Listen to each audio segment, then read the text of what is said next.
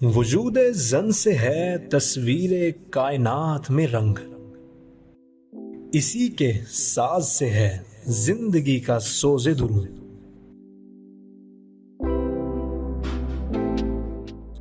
शरफ में बढ़ के सुरैया से मुश्त खाक इसकी, कि हर शरफ है इसी दुर्ज का दुरे मकनू।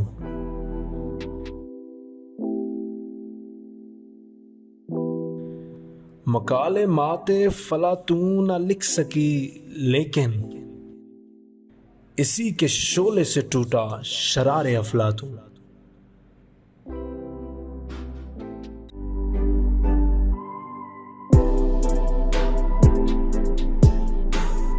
वजूद जन। बिस्मिल्लाहिर्रहमानिर्रहीम, अस्सलामु अलैकुम। आई एम साइमा अली वजूद जन के अगले एपिसोड के साथ हाजिर हैं। और आज के एपिसोड में एक छोटी सी स्टोरी मैंने शेयर करनी है, जैसे हमेशा मैं शेयर करती हूँ। मैरी वॉल्टन जो थी वो एक ज़बरदस्त किस्म की साइकोलॉजिस्ट रही। लेकिन हुआ क्या कि जब हार्वर्ड यूनिवर्सिटी में उसके डॉक्टरेट के तमाम तकाजे पूरे करने के बावजूद दो चीज़ें हुई। पहले तो उनको एडमिशन नहीं मिला गया, रेगुलर एडमिशन जिसको हम कहते हैं वो नहीं दिया गया। उसके बाद डॉक्टरेट के जितने रेगुलर एडमिशन के साथ जो डिग्री को पूरा करने के लिए जितनी रिक्वायरमेंट्स थी, जब उन्होंने पूरी कर ली तो उनको डिग्री भी नहीं दी गई, ये कहकर कि खातून को डिग्री नहीं देनी। लेकिन उन्होंने अपने हम असर बहुत ही बेहतरीन किस्म के साइकोलॉजिस्ट के साथ तालीम हासिल की, जिसमें विलियम जेम्स और हुगो शामिल हैं। और फिर क्या हुआ कि देखें, जिसको रब ने इज़्ज़त देनी होती है ना, वो ज़रूर मिलती है। वो पहली खातून सदर थीं अमेरिकन साइकोलॉजिकल एसोसिएशन की। और उसके बाद उन्होंने उनके दौरे सदारत में बहुत सारे काम साइकोलॉजिकल एसोसिएशन ने किए, जिनमें उनके अपने भी कोई 100+ पब्लिकेशंस हैं। और फिर इसके अलावा एक जो उनके नाम के साथ मंसूब है कि उन्होंने पेयर्ड एसोसिएशन टेक्निक को डेवलप किया। बेशक एक इदारे ने या किसी भी तरह की बाइसनेस ने एक ख़ातून को डिग्री देकर सामने आने से रोका, लेकिन उस खातून को एक बेहतरीन माहिर नफ्सियात बनने से नहीं रोक सके। हमारे यहाँ अभी भी पाकिस्तान में ऐसे बहुत सारे ख़ित्ते हैं जहाँ पर ख़वातीन की एजुकेशन को इतना ज़्यादा कोई नौयत इस तरह की होती है कि उनको इतनी ज़्यादा अहमियत नहीं दी जाती या उनकी मर्ज़ी के शोबों में नहीं भेजा जाता। और फिर या तो एक लगी बंदी सी, जिस तरह की भी एक उस घर की रिवायत होगी या उस मोहल्ले की रिवायत होगी, उस इलाके की रिवायत होगी, उतनी ही तालीम हासिल करने की इजाज़त मिलती है। इसी तरह एक हम हमारे कुछ ईद स्पेशल में भी देखेंगे। लेकिन डीजी खान से मुझे हमेशा बहुत ही ज़रखेज़ जहन वाली ख़वातीन मिली। आज भी हमारे प्रोग्राम की जो गेस्ट हैं बहुत ही खूबसूरत स्माइल वाली, जैसे कि डीजी खान के तबस्सुम वाले एक फ़ेस आते हैं मेरे पास। और वहाँ से आगे एक छोटा सा गांव है कोट चिट्टा, अनम सबा का ताल्लुक वहाँ से है। और हमारे इदारे में इंस्टीट्यूट ऑफ सदर्न पंजाब में साइकोलॉजी डिपार्टमेंट को सर्व कर रही हैं, PhD स्कॉलर हैं। और हम उनसे आज बात करेंगे कि उनका सफ़र कैसा रहा। अस्सलाम वालेकुम अनम। वालेकुम अस्सलाम, हाउ आर यू मैम? अल्हम्दुलिल्लाह, आप कैसी हैं? अल्हम्दुलिल्लाह fine. Firstly I would like to say thanks to you for having me here. आपका शुक्रिया, आपने हमारे प्रोग्राम को रौनक बख्शी। You have very beautiful smile with dimple, कभी किसी ने थैंक यू। हाँ जी, अक्सर ये कमेंट्स मुझे मिलते रहते हैं। ओके और मैं एक और चीज़ बताऊं कि इत्तेफाक से ये डिम्पल जो आपका है ना, वो कैमरे की साइड पे है। अच्छा। तो बहरहाल, अच्छा, तो अनम आपने प्राइमरी एजुकेशन डीजी खान से ही? हाँ जी, मेरी प्राइमरी एजुकेशन डीजी खान से ही है। उसके बाद मैंने बैचलर्स की है, तो बैचलर्स भी मैंने डीजी खान से ही किए हैं। बहाउद्दीन ज़किया यूनिवर्सिटी सब कैंपस है डीजी खान में, मैंने वहीं से ही अपना बैचलर कंप्लीट किया था। ज़बरदस्त जी। तो ये जो स्टडी आप कर रही थी, अपनी मर्जी से आपने सब्जेक्ट चूज किए हाँ थे? जी, बिल्कुल या अपनी घर में मर्जी कोई से। गाइड नहीं कर नहीं, रहा था? बिल्कुल भी नहीं। वो गाइडेंस थी, मेरी एल्डर सिस्टर की गाइडेंस थी, पेरेंट्स की थी, लेकिन मेरा खुद का भी इंटरेस्ट था इसी साइड पे। इकोनॉमिक्स क्यों? इकोनॉमिक्स इसलिए कि एक्चुअली अगर मैं ऑनेस्टली आपको बताऊं तो मैं चाहती थी कि मैं बैंकिंग सेक्टर में जाऊं। तो वो आपको पता है बैंकिंग सेक्टर के लिए आपको कुछ ऐसा एक सब्जेक्ट चूज करना पड़ता है। तो वो इकोनॉमिक्स ही इसी टाइप का सब्जेक्ट था जो मेरे लिए स्टडी बहुत के कौन से हेल्पफुल टाइम था। पे पता चला था कि आपको बैंकिंग सेक्टर में जाना है? ये जब मैं इंटरमीडिएट में थी। ओके। ये तभी मेरे माइंड में ये चीज़ आई कि मुझे बैंकिंग साइड पे ही जाना चाहिए, और उसी साइड पे मेरा काफ़ी इंटरेस्ट था। तो इसी वजह से मैंने इकोनॉमिक्स चूज़ की थी। बेसिकली जो मेरा इकोनॉमिक्स चूज़ करने का पर्पस था वो यही था। बैंकिंग। बैंकिंग। और फिर आप टीचिंग लाइन में आ गई। वो एक सेपरेट स्टोरी है कि मैं किस तरह से टीचिंग लाइन में आई। और फिर आपने इसी को परस्यू करते हुए पीएचडी बिल्कुल बिल्कुल इसी को परस्यू करते हुए मैं तो अब पीएचडी बैंक की तरफ जाने का मूड है? नहीं, बिल्कुल भी नहीं, because I love my profession as a teacher. Okay, ये ज्यादा इंटरेस्टिंग लगा। बिल्कुल बहुत इंटरेस्टिंग है। एक आप इस तरह से देखें ना कि ये एक बहुत ही पीसफुल है आपके लिए कि आप बहुत इस चीज़ में ना रिस्पेक्ट फील करते हैं, स्पेशली फॉर अगर मैं गर्ल्स की बात करूं तो उनके लिए सबसे बेस्ट जो प्रोफेशन है वो एक लेक्चरर, एक टीचर ही है, एक इसी टाइप का। और अगर हम किसी और सेक्टर्स की बात करें, नो डाउट वो भी बहुत अच्छे हैं, लेकिन फीमेल्स के लिए इससे बेस्ट कुछ नहीं हो सकता। और ये बात मुझे हमेशा किया करते थे मेरे एक टीचर हैं सरमजद नकवी साहब, ही इज़ इंग्लिश टीचर। तो वो मुझे अक्सर ये बात किया करते थे कि आपका एक जो माइंड सेट है वो बेशक बैंकिंग की साइड पे है, लेकिन बेस्ट आपके लिए यही रहेगा कि आप टीचिंग साइड। तो अभी आपको याद आते होंगे ना? बिल्कुल मुझे याद आते हैं, और वो बहुत प्राउड फील करते हैं। आज मुझे जब इस मकाम पे देखते हैं तो वो बहुत प्राउड फील करते हैं। वो हमेशा जब भी मिलें वो बहुत उनका ये होता है कि ये मेरी स्टूडेंट है और इसने इस चीज़ पे अमल किया है, क्योंकि वो हमेशा यही बात किया करते थे मुझे। अच्छा, ये बताएं कि आपका कितने सिबलिंग्स हैं, बहन भाई आप? हम 6 सिबलिंग्स हैं। और आपका नंबर क्या है? सेकंड। अच्छा, मतलब एल्डर सिस्टर भी हैं आप? जी जी बिल्कुल। और आपसे एल्डर बड़े भाई सिस्टर हैं? नहीं सिस्टर है। बिल्कुल। फिर तो थोड़ी जिम्मेदारी का भी एहसास होता है? हाँ बाकी जी, छोटे बहन भाइयों के लिए?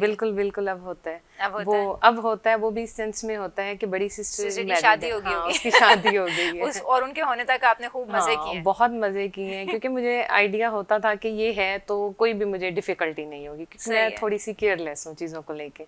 तो मुझे पता था वो मैनेज कर लेगी हमेशा से, और वो करती आई है। सही। तो ये भी एक रीजन था थोड़ा कि मैं केयरलेस हूँ, लेकिन अब भी जाहिर बात है केयर करनी पड़ती है। तो अब रिस्पॉन्सिबल हो गई? अब रिस्पॉन्सिबल हो गई, माशाल्लाह।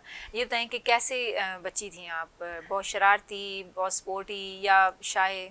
नहीं, मैं शरारती तो नहीं थी सच। हाँ, थोड़ी बहुत आप शाय कह सकती हैं, वो भी इस सेंस में कि मैं ज़्यादा कुछ बात नहीं करती थी, इतना ज़्यादा नहीं बोलती थी। कि मुझे ये होता था कि बस स्टडी से रिलेटेड कोई बात है तो मैंने करनी है, अदरवाइज़ मैंने किसी से ज़्यादा बात नहीं करनी। सही। मैं क्लोज थी अपनी फ्रेंड्स के साथ, अपनी सिबलिंग्स के साथ, और उसके अलावा ये था कि मैं किसी के बहुत ज़्यादा क्लोज नहीं होती थी। और शेयरिंग के मामले में तो बिल्कुल भी नहीं। अच्छा, खिलौने भी शेयर नहीं करती थी? नहीं, मैं खिलौने तो बिल्कुल भी नहीं। मैं डॉल्स के साथ बहुत खेलती थी, बहुत। इवन के मैं आपको बताऊं, मैं इंटरमीडिएट तक भी मैं डॉल्स खेलती थी। और मेरी मम्मा इस चीज़ से बहुत तंग थी। उनके कपड़े खुद सीती थी आप? हाँ जी, बिल्कुल खुद स्टिच करती थी। उनका घर बना के सेट करना? हाँ, घर बना के सेट और करना, छोटे-छोटे बर्तनों में खाना बनाना? बिल्कुल इसी तरह से। और उससे अपनी फ्रेंड्स की दावत करना? बिल्कुल, फ्रेंड्स की दावत खाना बनाना जल्दी सीख लिया। अच्छा, इस पेरेंट्स को इससे वैसे नाराज नहीं होना चाहिए। डॉल्स हाउस खेलने वाली बच्चियां जो है ना, वो जल्दी खाना बनाना सीख जाती हैं। हाँ जी, जल्दी खाना बनाना सीख लेते हैं। और वो इसी चीज़ से ही शायद मैं आपको कहूँगी कि मेरा एक इंटरेस्ट डेवलप हुआ था डिज़ाइनिंग की तरफ, जब मैं अपनी डॉल्स के कपड़े स्टिच करती थी। सही। तो एक ये भी चीज़ थी मेरे माइंड में कि अगर मैंने बैंकिंग साइड पे जाना है तो उसके साथ साथ मैंने डिज़ाइनिंग भी करनी है। अच्छा। उस साइड पे भी जाना है। आप देखिए ना कि इंसान को मल्टी टैलेंटेड होना चाहिए। अगर आपके पास एक कोई टैलेंट है तो आप उसको कभी भी वेस्ट नहीं करो, आप उसको भी यूटिलाइज करो। तो मेरे माइंड में हमेशा से ये चीज़ रही है कि मैं ये भी सीख लूँ, मैं ये भी सीख लूँ, मुझे ये भी आना चाहिए। तो सेम इसी तरह से कुकिंग का भी सेम इसी तरह से यही था कि कुकिंग मुझे आनी चाहिए। तो वो मैं डिफरेंट सीखती रहती थी। मम्मा से सीख लिया, सिस्टर से पूछ लिया, और उसके अलावा काफ़ी सारे यूट्यूब से देख लिया, और इस तरह से मैं चीज़ें बहुत अच्छा क्या बनाती हैं आप? बहुत अच्छा मैं फ्राइड राइस बना लेती हूँ, मंचूरियन बहुत अच्छा बनाती हूँ। ज़बरदस्त। तो फिर हम ज़रूर खाएंगे। जी जी बिल्कुल। अच्छा, अगर ये डॉल हाउस आप खेलते रहे तो कभी भी आपको ख्याल नहीं आया कि स्कूल कॉलेज में जो स्पोर्ट्स होती हैं उनमें कभी हिस्सा लें? नहीं, स्कूल कॉलेजेस के लेवल पे अगर मैं बात करूँ, I am not that kind of student.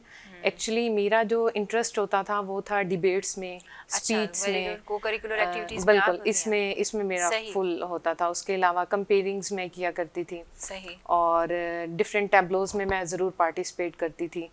और मैं अगर आपको बताऊँ तो when I was in 6th class तो मैंने एक compete किया था एक इंटरमीडिएट स्टूडेंट को। अच्छा। क्लास की स्टूडेंट को मैंने compete किया था स्पीच में।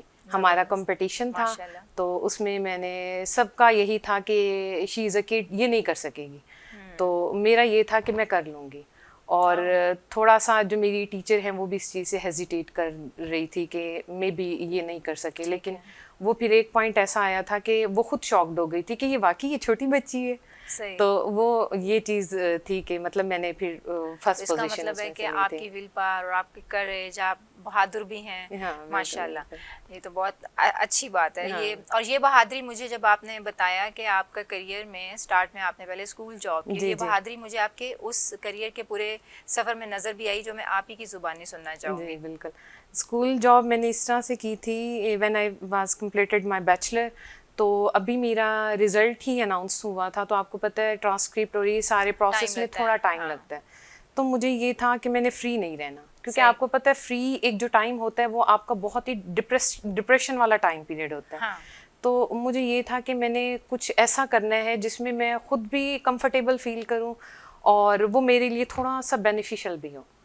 तो मुझे मेरी एक फ्रेंड ने बताया था एक जॉब का, तो मेरी सिस्टर ने कहा कि अगर तुम चाहती हो कुछ करना तो तुम्हें ये जॉब अवेल करनी चाहिए। तो आई सेड यस, मैं अवेल करूँगी। तो मैं चली गई, मैंने उन्हें कॉल की, उसके बाद मेरा इंटरव्यू हुआ, तो इंटरव्यू मेरा क्लियर हो गया। तो उन्होंने मुझे अपॉइंटमेंट लेटर दे दिया और उन्होंने मुझे एक चीज़ कही थी कि ये जो जॉब है ये आपके लिए एक चैलेंज होगा, क्योंकि एक जो ये स्टैंडर्ड है सेकंड क्लास का स्टैंडर्ड है, छोटे 2 बच्चे क्लास हैं, के बच्चे हाँ। हैं, ये किड्स हैं और ये बहुत शरारती बच्चे हैं। अच्छा। तो इनको हार्डली कोई 1 वीक ही टीचर इनको पढ़ा सकती है और उसके बाद वो भगा रिज़ाइन देते करके हैं। चली जाती है, क्योंकि ये बच्चे बहुत ही शरारती हैं। तो अच्छा। मैंने कहा कोई मसला नहीं है, मैं हैंडल कर लूँगी, आप इस चीज़ की टेंशन नहीं लें। सही। तो जब मेरा फर्स्ट डे था तो मुझे वाइस प्रिंसिपल ने कहा कि मैं आपके साथ चलती हूँ। मैंने कहा आप बिल्कुल इस चीज़ की टेंशन नहीं लें, मैं हैंडल कर लूँगी। सही। मैं क्लास में गई बच्चों के साथ, फर्स्ट डे था, तो मैंने बच्चों का इंट्रोडक्शन लिया, उसके बाद मैं थोड़ा सा उनके साथ खेली, तो वो बहुत ही कंफर्टेबल उन्होंने फ़ील किया, बहुत बच्चे खुश हो गए। उसके बाद ये हुआ कि आहिस्ता आहिस्ता मैंने उनके माइंडसेट को रीड करने की कोशिश की कि एक्चुअल में ये बच्चे चाहते क्या हैं।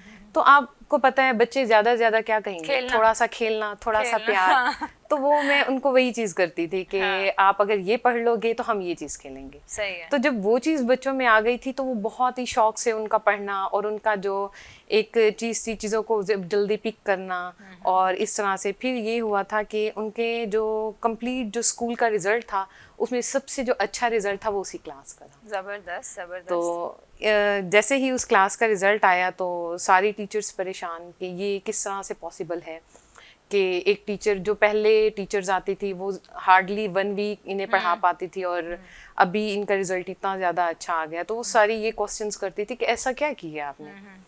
तो उसके बाद ये हुआ कि मेरी उस अचीवमेंट आप कह लें टाइप की, उसको देख के मुझे प्रमोशन मिल गई और उसके बाद मुझे 8th स्टैंडर्ड के स्टूडेंट्स दे दिए गए, वो भी सबसे ज़्यादा बिगड़े हुए स्टूडेंट्स थे और सारे मतलब मेल स्टूडेंट्स आप थे, जो है वो तमाम बिगड़े हुओं को सुधारने के लिए। हाँ जी बिल्कुल। तो बस वो, और ये मैंने ज्वाइन भी सिर्फ इसीलिए की थी कि मेरा एक टाइम अच्छा गुजर जाए। और फिर आपने बताया कि उसके बाद आपको वाइस प्रिंसिपल बना दिया आपने। जी जी, मैंने 5 ब्रांचेस उसके डील की। जबरदस्त। और फिर मैंने वहाँ पे 2 इयर्स वर्क किया। वाओ वाओ, जबरदस्त। अनम सबा की जिंदगी के और चैलेंजिंग और हैप्पी मोमेंट्स को हम डिस्कस करेंगे इस ब्रेक के बाद।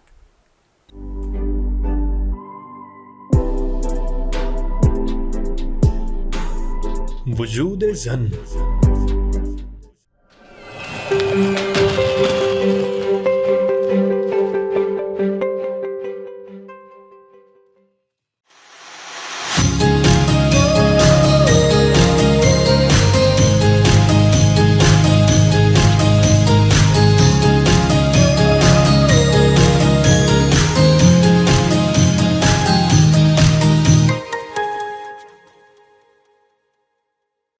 Institute of Southern Punjab Multan, the largest and pioneer degree awarding institute in South Punjab region.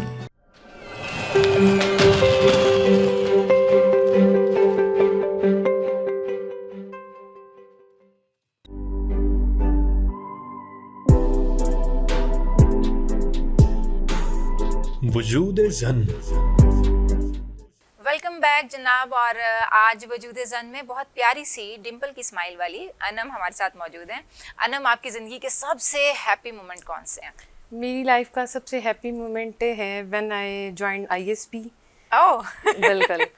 When I received call that I am appointed as a lecturer here, तो Okay. वो आपको पता है एक बहुत ही प्राउडी और हैप्पीस्ट मोमेंट होता है आपकी बिल्कुल, लाइफ का जैसे कि आपके करियर का स्टार्ट हाँ, है और ये। आपने तो जैसे करियर बिल्कुल छोटे बच्चों से फिर थोड़े से हाँ बड़े, जी, फिर बिल्कुल। थोड़े से बड़े, तो ये तो वो फिर वाकई मेरे लिए achievement हाँ थी। बहुत ज़्यादा हैप्पीस्ट अच्छा। मोमेंट था। और सेकंड ये था कि when I got CSC scholarship, तो वो भी मेरे लिए एक बहुत ही हैप्पीस्ट मोमेंट था, क्योंकि आप देखें इतने स्टूडेंट्स में ये अगर आप इस तरह की कुछ अचीवमेंट करती हैं या आपको अपॉर्चुनिटी मिलती है तो ये एक बहुत ही बड़ी बात होती बिल्कुल है आपके बिल्कुल। लिए। और अभी आप PhD कर रही हैं? हाँ जी, मैं तो, PhD कर रही हूँ चाइना से? चाइना से PhD तो कर रही कितना रहता है वक्त उसमें? हूँ। उसमें मेरा रहता है 2.5 ईयर मेरे रहते हैं। अच्छा, अभी एडमिशन हुआ आपका? जी जी, सही वो सही। कोर्स वर्क कंप्लीट हो गए हैं, अभी बस CC स्टार्ट हुआ है। और सही। आपको पता है कोविड की वजह से वैसे ही लॉकडाउन है, तो अभी वहाँ की एंट्रीज जो हैं वो बैन कर दी गई हैं। तो फिर आप तो अभी थोड़ा हाँ, तो opening इसी होगी तो वजह आप से जाएंगी। बिल्कुल इसी तरह से अभी वैसे ओपन हो गया है। फर्स्ट बैच हमारा चला गया है जो हमारे सीनियर्स से, तो अब देखें हमारा टाइम कब आता है। चलें, जी, गुड लक, बिल्कुल। बहुत सारी दुआएं Thank और you नेक so तमन्नाएं much। आपके लिए। जी, बिल्कुल। अब जिंदगी का कोई चैलेंजिंग टाइम जो जिसने बिल्कुल आपको पहले हिला के रखा हो, फिर आपने कुछ उसमें कोप अप किया, क्योंकि हम चाह रहे हैं कि उसी लर्निंग जो है वो हम हाँ शेयर करें बिल्कुल। स्टूडेंट्स के साथ। मेरा एक ये अगर मैं आपसे शेयर करूं तो जब मैं MPhil कर रही थी तो मेरा MPhil का सेकंड सेमेस्टर का स्टार्ट था, तो मेरा फ्रैक्चर हो गया था, नी फ्रैक्चर हो गया था। ओह, तो आपको पता है ये एक बहुत ही स्वेयर बहुत, कंडीशन का बहुत। फ्रैक्चर होता है जिसमें बहुत आपके माइनर चांसेस होते हैं रिकवर करने के।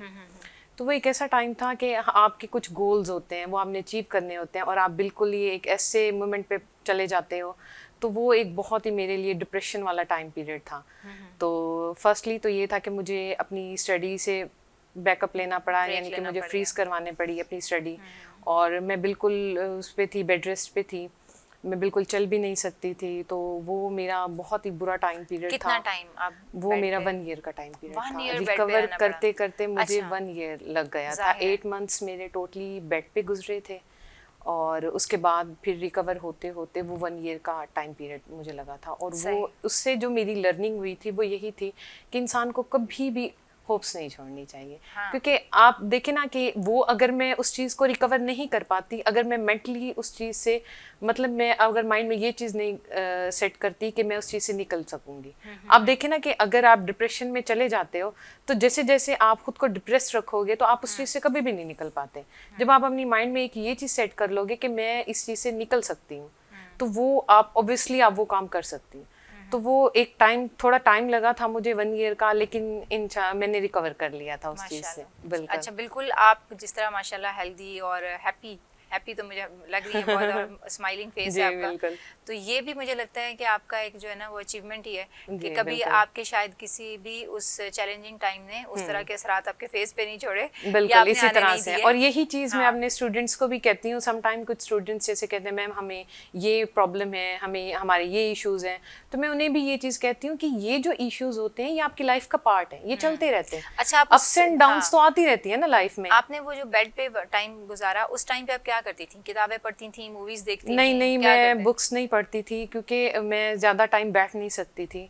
तो वो ये टाइम था कि मैं किड्स के साथ ज़्यादा टाइम गुजारती थी। अच्छा। जी, वो टाइम पीरियड मेरा बेसिकली मेरे ननियाल में गुजरा है, तो मेरा ज़्यादा टाइम अपने मामू के बच्चों के साथ गुजरता था, उनके साथ खेलना और इस तरह से, मतलब सही। वो मेरे साथ बैठे रहते थे, हम गेम्स खेल लेते थे। लाइक हम लोगों ने कुछ इस पे सेल पे कोई गेम खेल ली, इस टाइप की कुछ भी इस टाइप सही सही कर लिया। तो घर में सबसे ज्यादा सपोर्ट किसका रहा अपने पूरे करियर में और पूरे एजुकेशन? सबसे ज़्यादा जो सपोर्ट था वो मेरी एल्डर सिस्टर का है, अच्छा। और उसके साथ साथ मेरे पेरेंट्स का है। स्पेशली मैं कहूँगी मेरे फादर का, क्योंकि आपको पता है जब तक आपके फादर सपोर्ट नहीं करते हैं आप कभी भी इस लेवल तक नहीं पहुँचते। और अगर मैं ये कहूँ कि चाइना जाने तक का अगर मैं आपको कहूँ तो वो जो सपोर्ट थी वो सबसे ज़्यादा फादर की थी। ज़बरदस्त जी, उन्होंने मुझे इस चीज़ में बहुत सपोर्ट किया है। इवन कि मेरे एडमिशन का जो कंप्लीट एक टाइम पीरियड था, जो मेरा प्रोसेस चला है 8 to 10 मंथ का, वो कंप्लीट वो उन्होंने मुझे बहुत गाइड भी किया है, उन्होंने मुझे बहुत सपोर्ट किया उस चीज़ में। सही।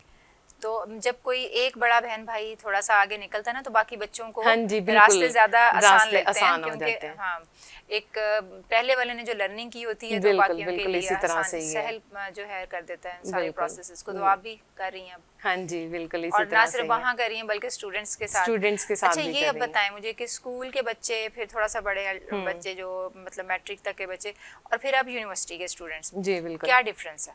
डिफरेंस ये है कि अगर आप यूनिवर्सिटी लेवल पे देखें तो वो स्टूडेंट्स ऑलरेडी उन्होंने बहुत कुछ लर्निंग की भी होती है, और अगर हम देखें कि 2 स्टैंडर्ड के स्टूडेंट्स को देखें तो उनको हमने खुद उनकी लर्निंग करनी होती है, तो वो एक टाइम वो चीज़ डिफ़िकल्ट होती है कि आप एक 2 के किड को लें तो वो आपको एक डिफ़िकल्ट टाइम पीरियड होता है जो आपको फेस करना पड़ता है। इसमें अगर मैं लूँ कि अगर हम बात करें लाइक यूनिवर्सिटी स्टूडेंट्स की, तो यूनिवर्सिटी के स्टूडेंट्स ऐसे स्टूडेंट हैं कि जिन्हें आप एक बार बात कहोगे तो वो अंडरस्टैंड करेंगे उस चीज़ को लेकिन किड्स वो चीज़ अंडरस्टैंड नहीं करते हैं। अच्छा, आपको वाकई लगता है यूनिवर्सिटी के स्टूडेंट्स नहीं, एक दफा बात करने पर नहीं, मैं उसकी भी काफ़ी कंडीशंस है।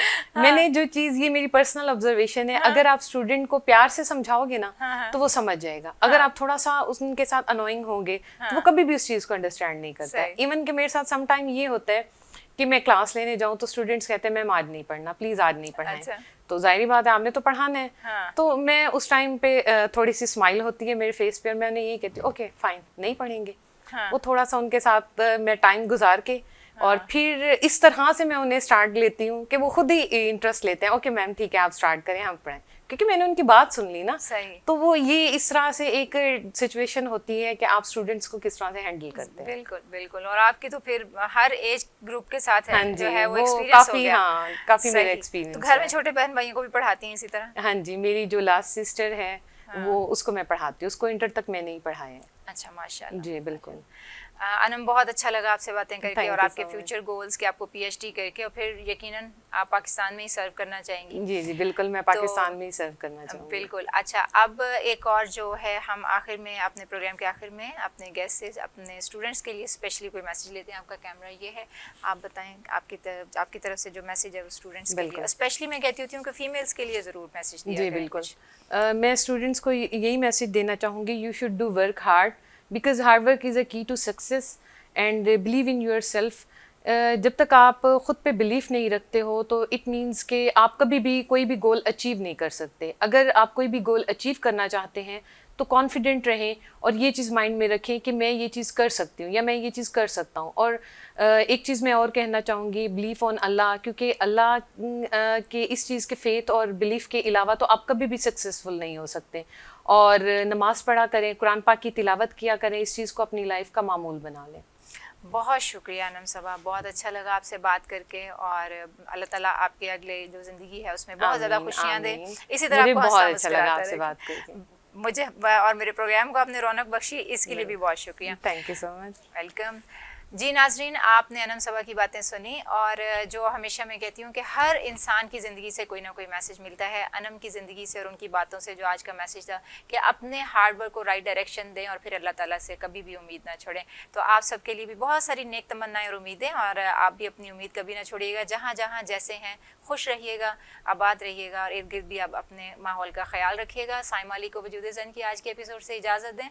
अल्लाह हाफिज़। पाकिस्तान जिंदाबाद, ISP पाइंदाबाद।